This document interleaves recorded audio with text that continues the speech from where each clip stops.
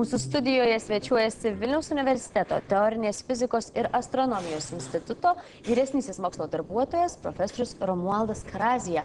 Labą rytą, ponas Romualdai. Labas rytas. Ir jūs pasikvietėme pakalbėti apie Nobelio premiją. Sakykite, ar iš tiesų kiekvieno mokslininko svajonė tokią premiją gauti? Ar tai prestižiškiausia pasaulyje premija?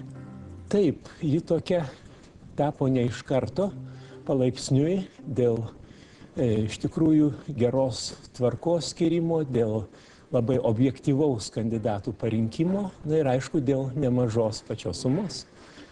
Sakykite, o ką galima būtų įdomaus sužinoti apie patį Nobelį? Ar tiesa, kad jis buvo vadintas turtingiausia Europos valkata?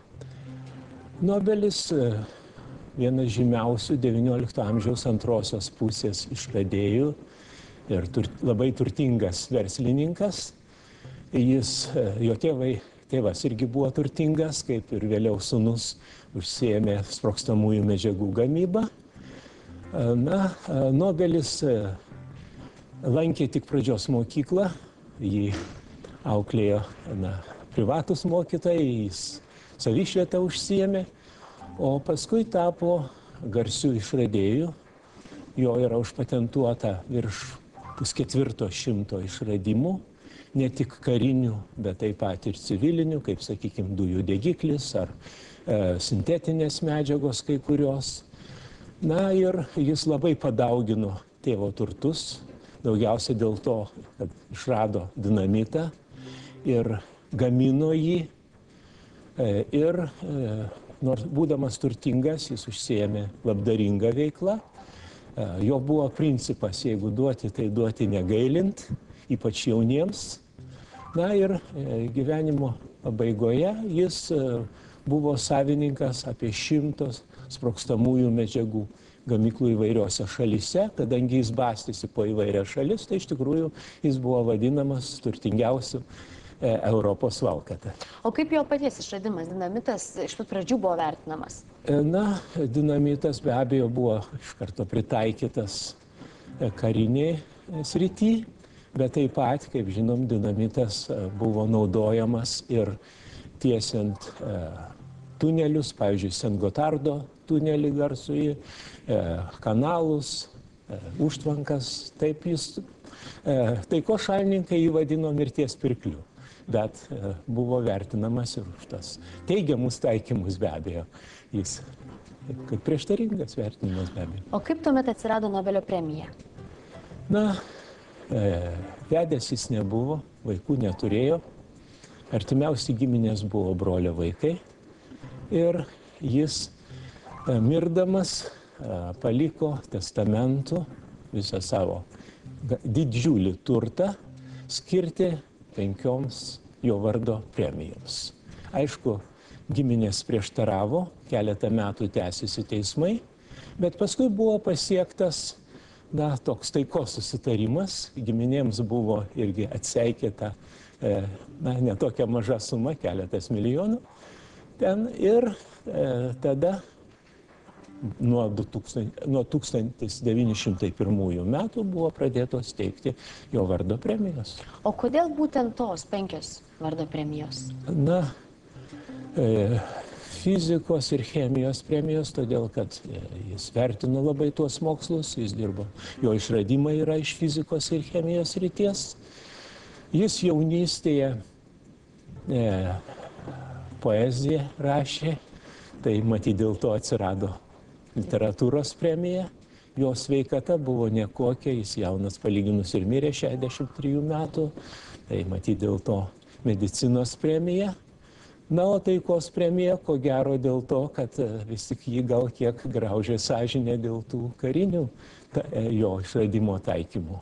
Nors jis teigė, taip paradoksaliai jis mėgo juodą humorą, kad jo kariniai išradimai iš tikrųjų daugiau prisidės prie taikos žemėje negu taikos šalininkų progresai, nes kai žmonės išras labai galingus ginklus, tai jiems beliks tik nusiginkluoti. Deja, tas nepasitvirtino.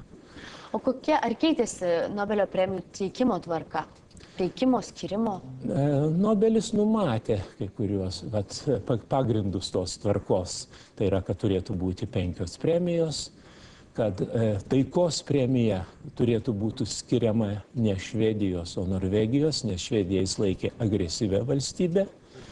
Na, taip pat, kad mokslo premijos būtų teikiamos už praėjusių metų išradimus ar atradimus, kas dėja praktiškai pasirodė sunkiai įgyvendinama.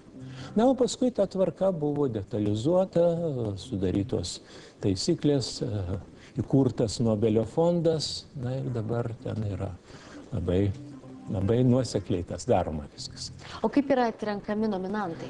Nominantai atrenkami bus įteikiamos gruodžio mėnesį Nobelio premijos ir po to faktiškai po naujųjų metų prasideda jau atranka kitų metų premijų. Tai yra, iš kiekvienos srities yra išsiunčiama kvietimų teikti kandidatus maždaug 1000 asmenų, tai yra buvę Nobelio premijos jau laureatai, taip pat ir žymus mokslininkai ir jie atsiunčia savo pasiūlymus, jų susidaro apie 200-300. Iš jų Nobelio premijos komitetas yra toks komitetas kiekvienos srities, jis atrenka maždaug 30-40 tokių realiausių pretendentų ir tada yra vykdoma labai rimta atranka, pasitelkiant slaptus ekspertus ir galų gale iki spalio mėnesio, reiškia, atrenkami kandidatai ir pateikiami įstaigai, kuri jau tvirtina tos kandidatus mokslo srity, chemijos, fizikos, tai yra Švedijos mokslo akademija. Kaip Lietuvai sekasi? Na, kol kas dėja literatūros premiją tik yra gavęs Česlovas Milošas, kuris yra kilęs iš Lietuvos lenkų rašytojas, na, o mokslininkams lieka viltis, kad bus ateityje, nors reikia pasakyti, dabar pasaulyje yra 200, turbūt apie 200 valstybių, o premijas fizikos srity, man geriausiai žinoma, yra gavę 20 valstybių mokslininkai. Tai yra, na, labai lemia ne tik talentas, bet taip pat labai geri mokslo ryšiai, moksliniai ryšiai. Na ir be abejo ir sėkmės elementas yra. Ir pagaliau Nobelio premijos laureatas, pretenduojantis į tą premiją, turi ilgai gyventi, nes įteikiama tik gyviems mokslininkams. Sakykite, ar būtent teikimo ceremonijos metu yra kažkokios etiketo taisyklės, kažkoks protokolas, kurio privaloma laikytis? Taip, yra griežtai reglamentuota tvarka. Na, laureatai turi vilkėti vakariniais rūbais, tai yra vyrai su fraku, moteris su vakariniam suknelėm, su tikrais papuošalais. Na ir netgi yra daroma repeticija prieš tai, kaip, reiškia, turėtų ten elgtis tas kandidatas. Tai yra jau būsimas laureatas, reiškia, kaip priimti tą diplomą iš karaliaus rankų, nes teikia Švedijos karalius. O ar tiesa, kad laureatas turi sėdėti šalia karalienės? Fizikos laureatas. Kodėl? Na, fiziką jis laikė svarbiausių mokslų ir antrą jis pirmuoju paminėjo fiziką savo testamente. Kokio dydžio yra Nobelio premija dabar? Nobelio premijos dydis keitėsi, šiuo metu yra apie 1 milijoną eurų.